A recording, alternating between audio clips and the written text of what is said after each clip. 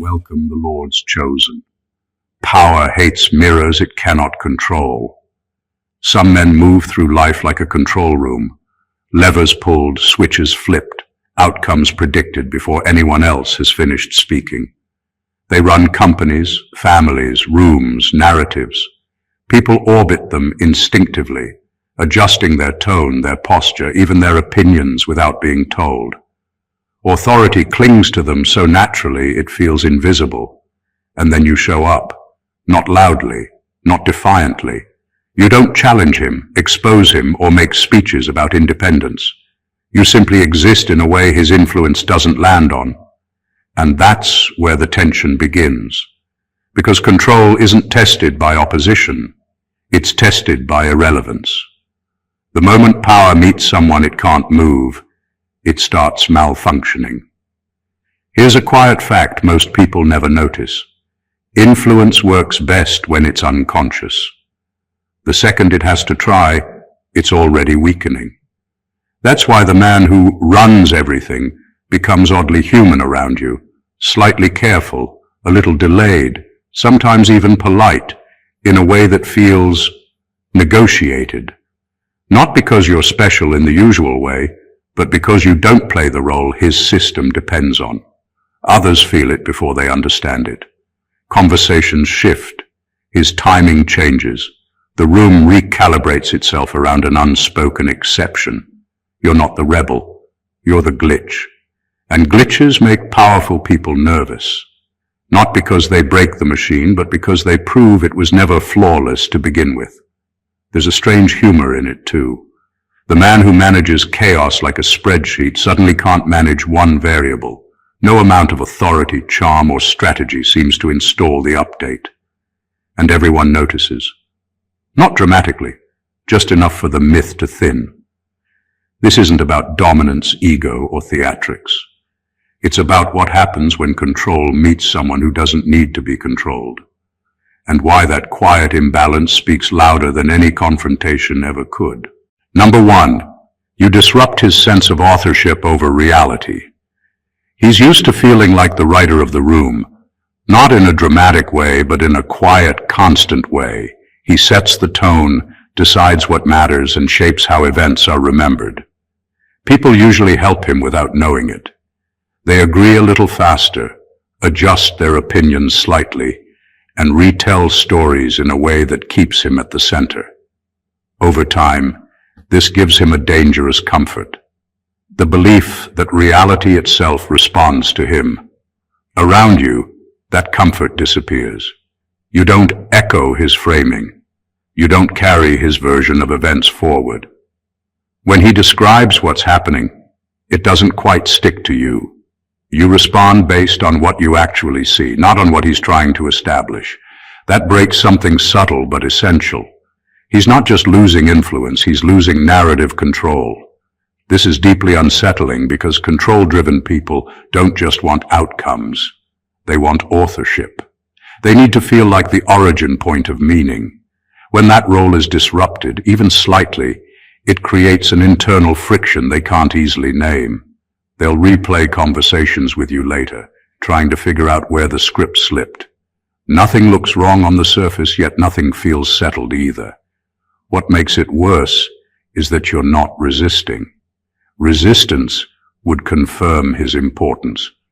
You're simply not participating in the rewrite. You let facts stay plain. You let moments remain unpolished. You don't decorate his authority with extra weight. That neutrality acts like a mirror he didn't agree to stand in front of. Others sense this shift without needing it explained. They notice that his version isn't the only one anymore. When someone like him loses authorship over one person, it quietly weakens the illusion of total control. If reality doesn't bend everywhere, then maybe it never did. There's an almost ironic twist to it.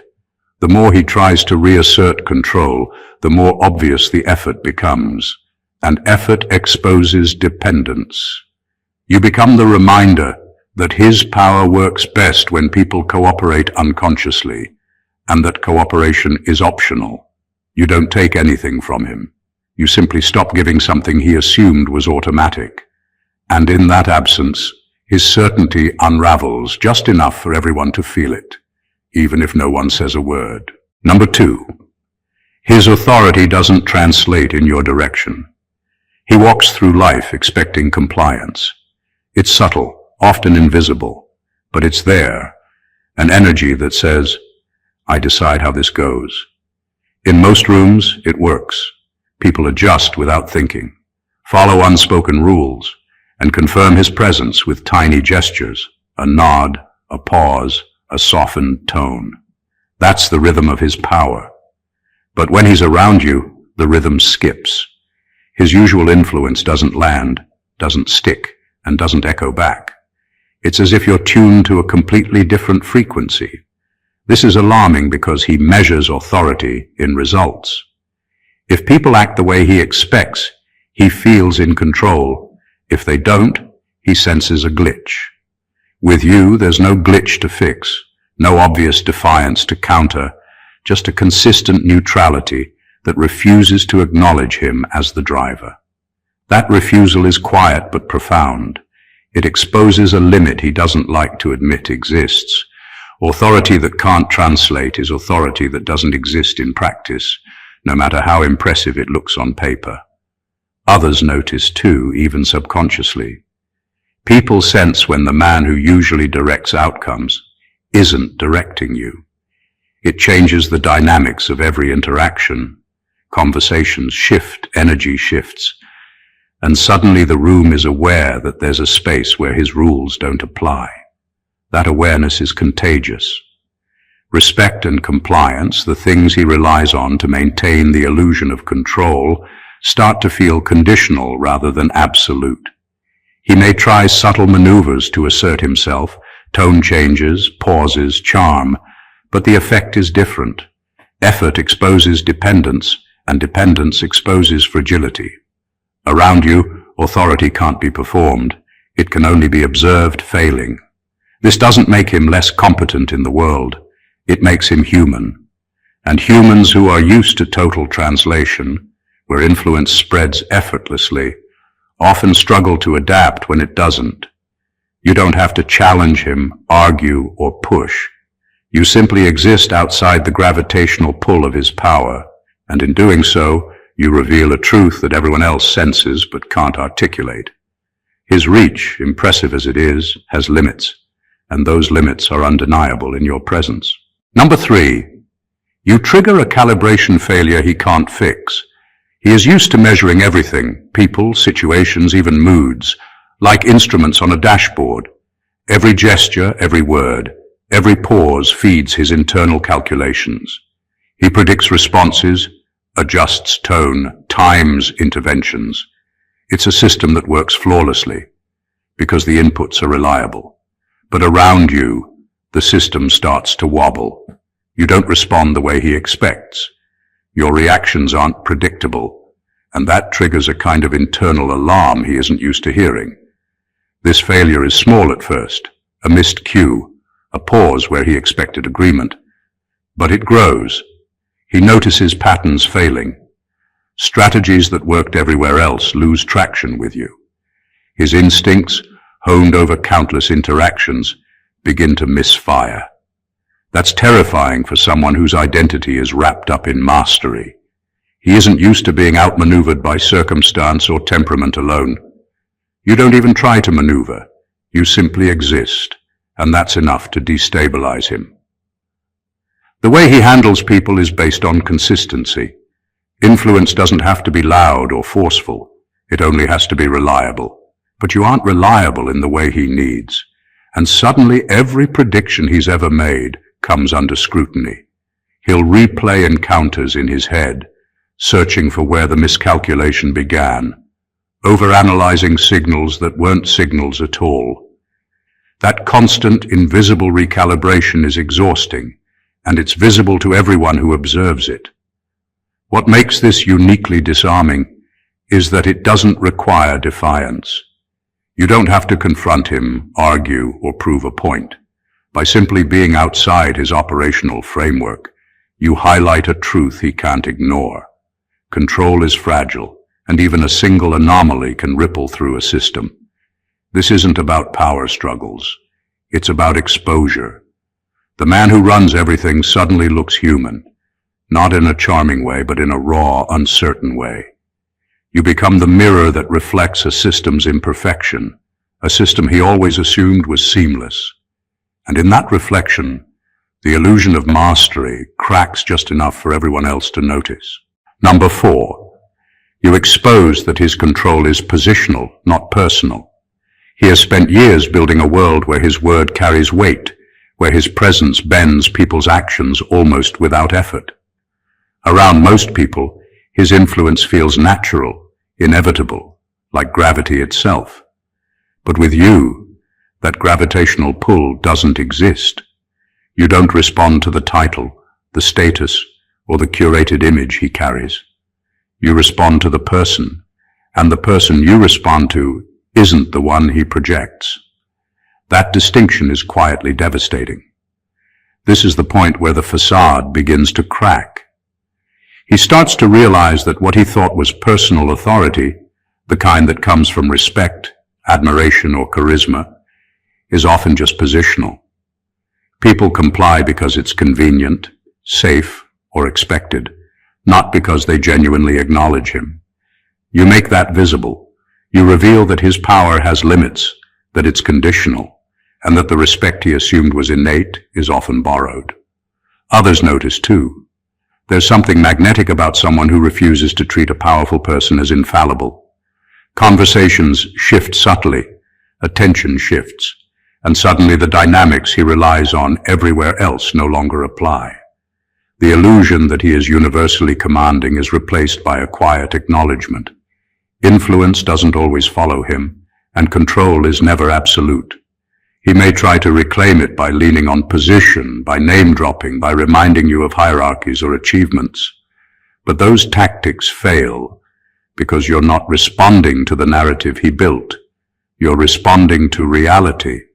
That refusal is disarming.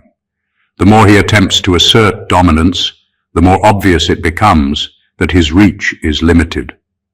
What you do is not rebellion. It's neutrality paired with authenticity. You exist in a way that forces him to confront a simple but uncomfortable truth.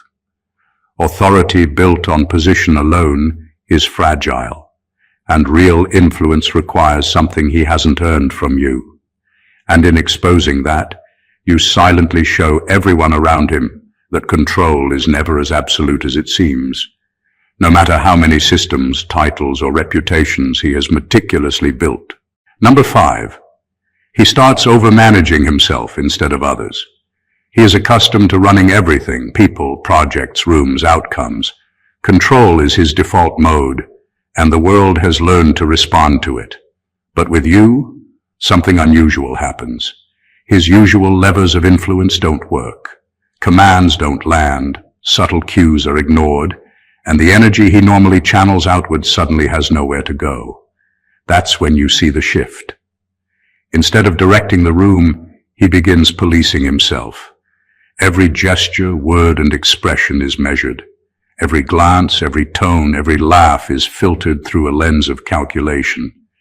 He overcompensates because he senses, often without admitting it, that the usual shortcuts no longer exist.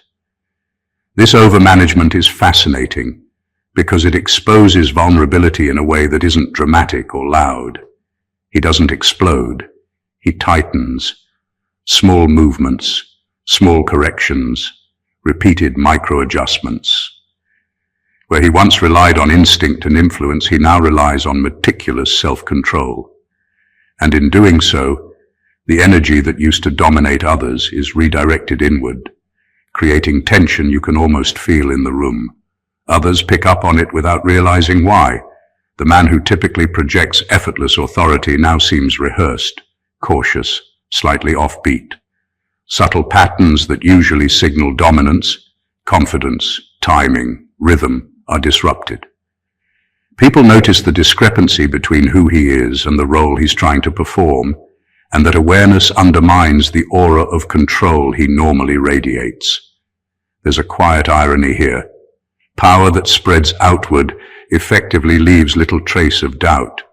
Power that turns inward is heavy, obvious, and exhausting.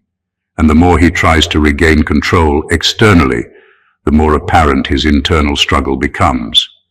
Around you, mastery looks human, fragile, and calculated. You don't have to confront him, challenge him, or even speak loudly. Your presence alone forces this self-monitoring.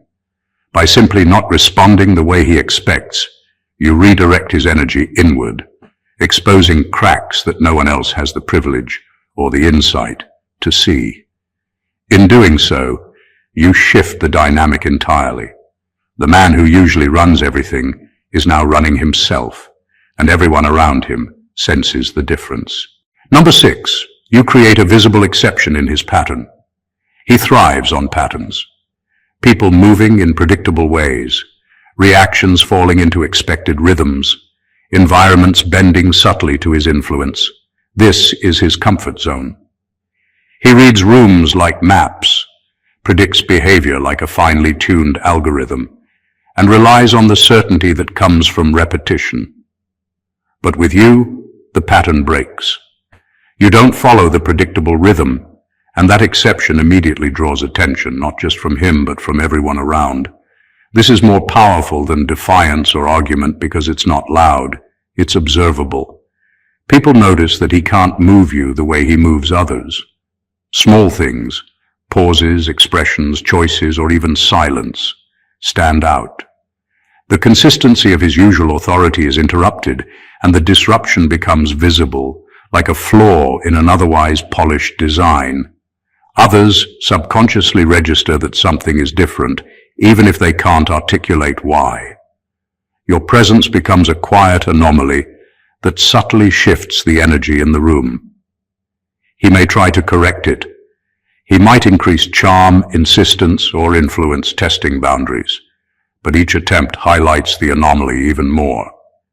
Effort reveals that what he once assumed was effortless, compliance, agreement, automatic alignment, does not exist here.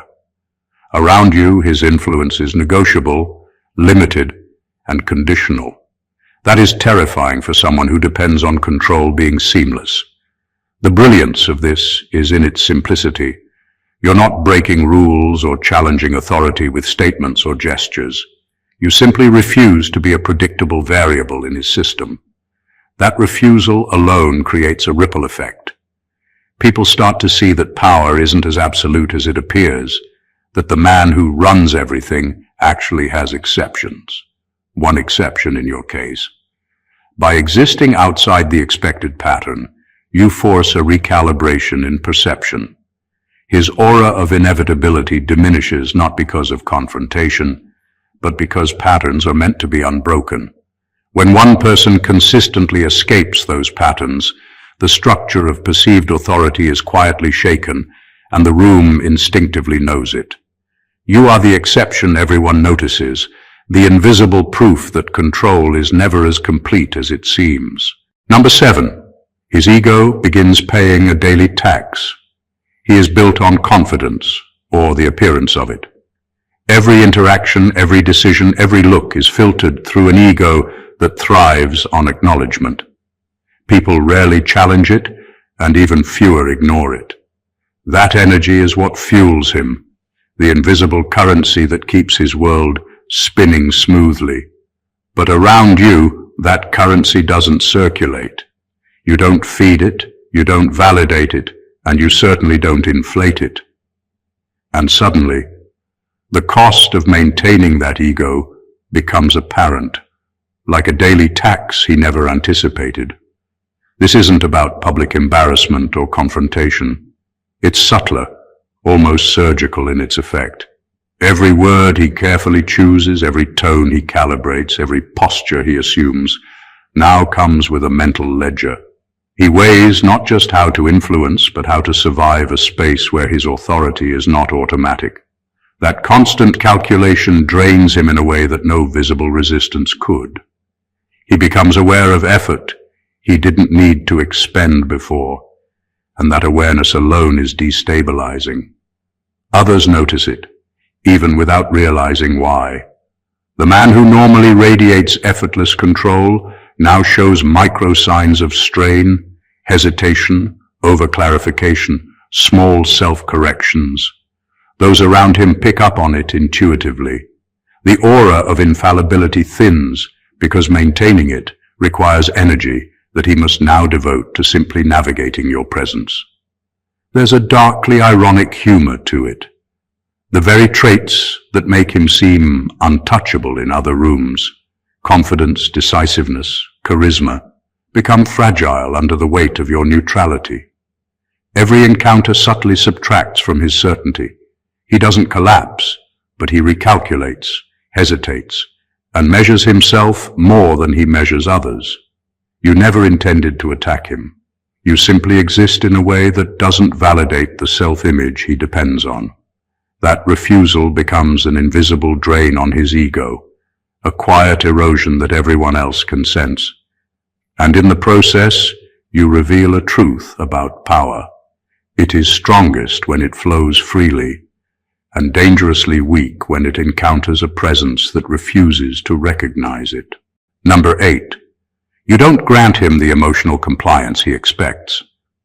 He's used to people handing him pieces of themselves without even thinking. Agreement, admiration, tension, fear. These are the quiet confirmations he relies on, the invisible threads that make his presence feel powerful and complete. Around you, those threads don't exist. You don't react the way he expects. You don't give him the emotional signals he counts on to feel in command. That absence is subtle, but for someone who measures the world through responses, it is destabilizing. He notices it immediately, even if he can't put it into words. Conversations feel heavier, pauses linger longer, and subtle attempts at influence don't land. Where he expects validation, he finds neutrality. Where he expects resistance or deference, he finds nothing. And that nothing is far more powerful than any argument or confrontation could be. Emotional compliance is like fuel to him. Without it, he starts recalculating, second-guessing, even rehearsing responses that previously came naturally. Others in the room notice the difference too. They see him operating without the usual confirmation, the invisible nods and cues that reinforce authority. The air shifts in ways that can't be explained, but it's felt. The man who usually commands energy now has to manage it internally.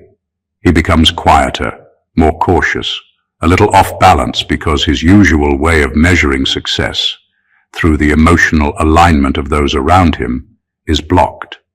You don't have to challenge him or make a statement. You simply exist without giving him the emotional currency he expects. That absence forces him to confront a truth he rarely admits. Influence is conditional, and even the most confident people rely on the consent of others. The subtle refusal to react becomes a mirror, reflecting back the reality that his control is not as absolute as it appears. By withholding the unconscious affirmation he's accustomed to, you expose a hidden vulnerability.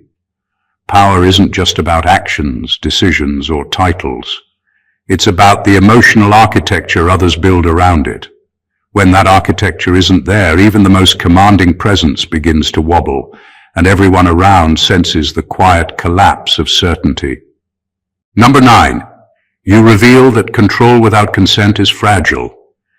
He spent a lifetime convincing himself that control is a natural extension of his presence. People follow him, agree with him, adjust to him, not because they have to, but because he's mastered the art of making them feel like they do. That's the invisible power he wields effortlessly. But with you, that illusion doesn't hold. You don't bend to expectation. You don't play by the unspoken rules that make his authority feel seamless. And in doing so, you reveal a truth he would rather ignore. Control without consent is inherently unstable. It's subtle, almost surgical in its effect. You aren't openly defiant. You don't announce rebellion. You simply exist in a way that doesn't respond to manipulation, hierarchy, or coercion. And that absence of automatic compliance throws his entire system off balance. Where he is used to predictability, he encounters ambiguity. Where he expects alignment, he finds independence. And that independence isn't loud, it's quiet, consistent, and impossible to erase. Others notice it instantly. The room behaves differently when someone refuses to participate in the usual choreography of influence. Conversations take unexpected turns. Timing shifts. The subtle power dynamics everyone else has learned to respect no longer apply to you. That visibility undermines his authority in a way he can't counteract. Effort to regain control only emphasizes the fragility. The more he tries to impose, the more obvious it becomes that compliance is not inherent. It's conditional. The brilliance of this is that it doesn't require confrontation. You are not challenging him directly. You are simply not granting him what he expects. The unconscious consent that turns control into power. And in that, you expose a fundamental reality. Authority is never absolute. It exists only where it is accepted, and the moment acceptance is withheld, even subtly, the whole structure wobbles.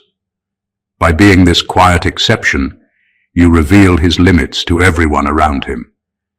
You prove that control is not a given. It is fragile, borrowed, and entirely dependent on the willingness of others. And that revelation resonates far louder than any argument or challenge ever could. Number 10. He loses his predictive edge around you. He is used to knowing what's coming before it happens. Every conversation, every decision, every glance feeds into a mental map he has built over years, an instinctive grid of cause and effect that allows him to anticipate outcomes with uncanny accuracy. Around most people, this works flawlessly. He predicts responses, navigates interactions, and orchestrates outcomes with the ease of someone conducting a well-rehearsed symphony. But with you, the symphony falters. You do not move as expected. You do not react in patterns he can trace. You exist outside the logic of his predictions, and that unpredictability is disarming. It's more than just annoyance. It's destabilizing. He begins to second-guess himself in ways he rarely does. Subtle decisions that once required no thought now demand careful consideration. Every word, every gesture, every expression is recalculated. He runs mental simulations over and over, searching for a pattern that doesn't exist. And in that process, the effortless command he usually exercises becomes laborious, uncertain, and visible. Others notice too. The man who normally navigates situations with precision now hesitates. Timing is off. Decisions appear slower, more deliberate, almost cautious. That hesitation is contagious. It shifts the energy in the room and subtly undermines his authority. People unconsciously sense that the person who usually has it all figured out is operating in unfamiliar territory. You don't need to challenge him. You don't argue or defy. Your unpredictability alone creates the effect. It is the absence of a predictable response, the refusal to fit into his calculated expectations, that forces him to confront a reality he has rarely faced. Control depends on foreknowledge, and when foresight fails, authority falters. By simply being untraceable, you expose the limits of his mastery. His predictive edge, the quiet engine of his influence, becomes useless, and that weakness, though subtle, is profoundly visible to anyone paying attention. In your presence, the man who usually orchestrates outcomes effortlessly is forced to improvise, and improvisation, something he never needed elsewhere, becomes the quiet proof of his vulnerability. Number 11. His reputation starts doing the talking for you. He is accustomed to being the center of attention, the one whose presence carries weight without effort. People watch him, listen to him, and often follow his cues automatically. That reputation, carefully built, polished over time, and reinforced by predictable responses, gives him authority that feels almost untouchable. But around you, something shifts. You don't respond in ways that reinforce his narrative. You aren't moved by his reputation, and that changes everything. When others see him fail to command you, they notice. Not loudly, not dramatically, but in quiet, subconscious ways. They pick up on the anomaly. The man who usually bends outcomes with influence now has to exert effort just to engage with you, and the effort is visible. His reputation, which normally amplifies his authority, begins to speak for you instead. People start to interpret his struggle, his miscalculated charm, and his subtle hesitation as evidence that your presence matters more than his control. This is what makes it so powerful. You don't have to say a word, and you don't need to act boldly. The fact that he cannot dominate or predict you is enough for everyone else to see the truth. His reputation, which was once an extension of his authority, now unwittingly signals your strength. Every attempt he makes to assert influence becomes a contrast against your calm neutrality, and that contrast draws attention. People start noticing the room behaves differently around you, and suddenly you are the anomaly everyone is watching. The irony is striking. He is used to people reflecting his power back at him. With you, the reflection is gone, and his carefully crafted image inadvertently highlights your independence. Where he expected to be the unquestioned authority, he becomes the measure by which others recognize your influence. In exposing this subtle reversal, you shift the dynamics without confrontation, without drama. His reputation, intended to reinforce his control, quietly elevates you. People see what he cannot command, and in that space your presence resonates louder than any title or achievement ever could. You exist as the living proof that influence, no matter how polished, depends on others' acknowledgement, and that acknowledgement, in your case, cannot be bought or forced. Number 12. You turn him into a witness instead of a driver. He is used to orchestrating everything around him, conversations, decisions, moods, even outcomes. The world bends quietly to his presence because he has trained it to. People move, react, and align almost unconsciously, reinforcing the sense that he is always in control. But with you, the dynamic flips. You don't respond the way he expects. You don't allow yourself to be directed or managed. And in that shift, he is no longer the one driving the interaction. He becomes the observer, the witness, silently tracking what you choose to do. This role reversal is subtle but profound. It doesn't matter if he's the most commanding person in the room. Around you, his influence is limited. He watches, calculates, and adjusts constantly. But the initiative, the movement, the agency rests entirely with you. That makes him uncomfortable in a way few people ever see. Control is a habit, a muscle he has exercised for years. When that muscle is idle, when it can't extend outward, he experiences a tension that is hard to hide.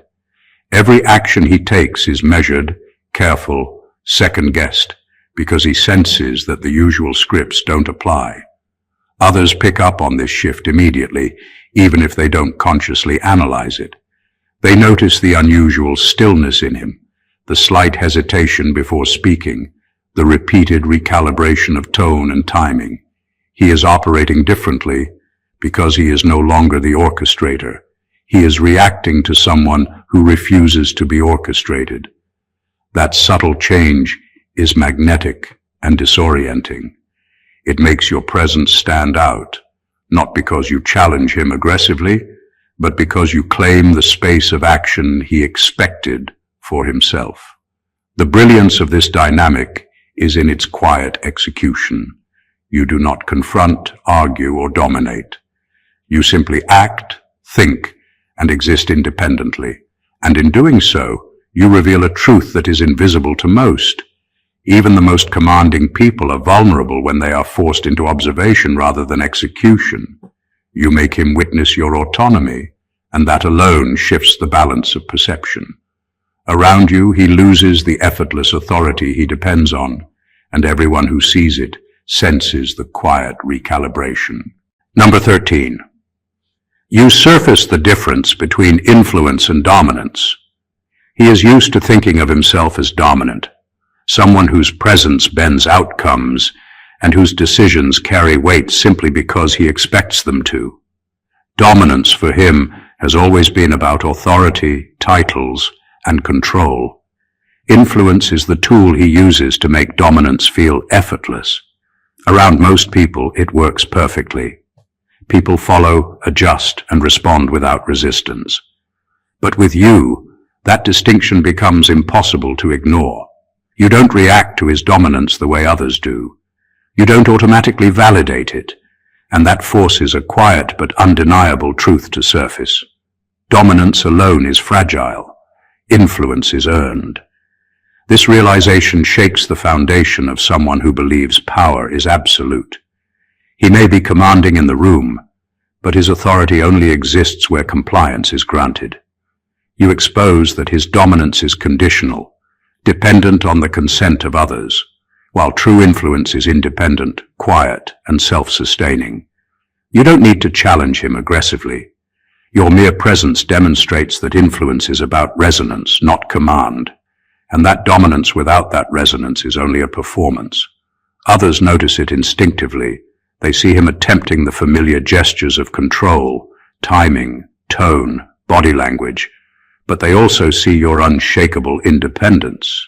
That contrast highlights the difference between imposed power and authentic influence. Where he relies on authority, you rely on presence. Where he expects compliance, you act freely. The room perceives the imbalance immediately, even if it is subtle. The effect on him is disarming. Every move he makes to assert dominance becomes more visible, more deliberate, and in that visibility, weaker. The more he insists, the more the audience sees that his control is borrowed. Around you, dominance doesn't impress. It reveals limits. Influence, on the other hand, emerges quietly through action, consistency, and presence. You embody influence without needing to prove it, and in doing so you highlight a truth that challenges him more than any confrontation could. Power is never inherent. It is relational, and the moment it meets someone who doesn't comply automatically, it becomes human, fallible, and exposed. Number 14. Your presence exposes the ceiling of who he really is. He moves through life projecting power, certainty, and competence, as if he has reached a level that is untouchable. People see him at the top of his game, decisive, composed, commanding. That image is carefully maintained because it benefits him, shapes perception, and reinforces his authority. But around you, the facade starts to crack. You don't respond to his usual methods of control or persuasion, and in that space, the limits of his power become obvious. What he can do to others suddenly doesn't work on you, and that exposes a ceiling he rarely confronts, the truth of who he is beyond the carefully constructed image. This isn't about humiliation or confrontation. It's about reality. He may have influence, charisma, and the ability to shape outcomes for those who fall in line, but he cannot extend it indefinitely. Your presence makes that clear. Every subtle hesitation, every repeated attempt to adjust, every careful recalculation becomes a signal that he has boundaries, even in domains where he once assumed none existed. That realization is unsettling because he's accustomed to thinking his reach is comprehensive, that the narrative he creates is absolute. You quietly prove that neither is true. Others notice this too. The shift isn't dramatic, but it is tangible. Where he normally exudes seamless authority, there is now micro-tension, visible only in small gestures, pauses, and corrections. People sense it subconsciously, and it changes how they perceive him, not in a critical way, but in a way that acknowledges limits. You highlight that power, no matter how polished, has edges. What makes it so compelling is that you don't need to challenge him openly. By simply existing on your own terms, without bending, negotiating, or performing, you reveal the ceiling above his confidence and the walls around his influence. In that space, he becomes human, not weak, but undeniably bounded. And everyone who witnesses it, consciously or not, sees that even the man who seems to run everything has limits, ceilings, and vulnerabilities that are impossible to hide when someone refuses to play by his rules. Conclusion. What happens when someone who seems to run everything meets a presence they cannot move? Everything shifts, the patterns of control falter, the predictability that fuels authority disappears, and the carefully constructed image of dominance begins to crack. From disrupted authorship to exposed ceilings, from invisible influence to the quiet erosion of ego, every aspect of power is challenged without a single confrontation. You don't need to fight, argue, or prove anything. You simply exist in a way that refuses to be bent, guided, or predicted. That existence alone exposes fragility, shifts perception, and quietly rewrites the rules of engagement. Through your neutrality, consistency, and independence, you turn observers into witnesses and force even the most commanding individuals to confront a reality they seldom admit. Control is conditional, influence is earned, and authority is never absolute. What looks like effortless power in one context becomes laborious in another. The very mechanisms that create fear, admiration, or compliance elsewhere cannot operate where respect is voluntary and consent is withheld. And that ultimately is the most profound revelation of all. True strength isn't demonstrated by domination or titles. It is revealed in how presence shapes the room without coercion, how autonomy quietly shifts dynamics, and how the limits of even the most formidable people are exposed. If you've gained insight, seen the subtle truths of influence, and understood the quiet ways power meets resistance, don't let this lesson stay hidden. Hit the subscribe button to join the journey of uncovering deeper realities.